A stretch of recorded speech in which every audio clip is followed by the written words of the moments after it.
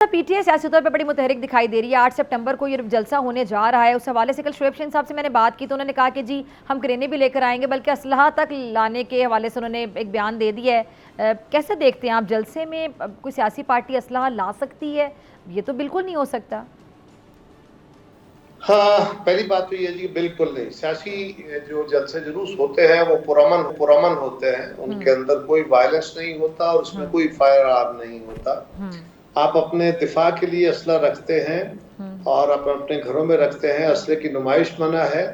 और आप अगर असला लेके इस तरह लैस होके रियासत को चैलेंज करके, हुकूमत को चैलेंज करके आना चाहते हैं तो फिर जरा गौर कीजिए, यही रवैया, यही जो एटीट्यूड है ये तालिबान का भी है।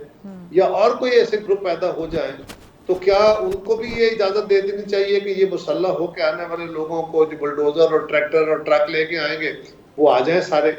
ये मुल्क के अंदर एक नया रिवाज आप डालना चाहते हैं, डालने की कोशिश कीजिए, हुकूमत उसको अच्छा, तो खुदा ना खास्ता अगर हालात खराब हैं तो इस तरह के बयान, तब ये देखें ना ऑन एयर ये बयान कल देकर चले गए हैं प्रोग्राम में, अल्लाह ना करे कि हालात खराब हों। हम भी ये चाहेंगे कि हालात बेहतर ही रहें, कुछ ऐसा मामला ना हो।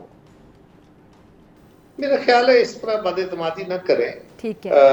हमें तवक्को करनी चाहिए कि बेटर सेंस प्रिवेल करेगी और वायलेंस नहीं होगा और वायलेंस की तैयारी नहीं होगी।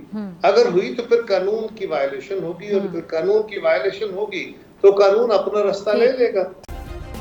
सब्सक्राइब करें और बेल दबाएं ताकि कोई खबर रह न जाए।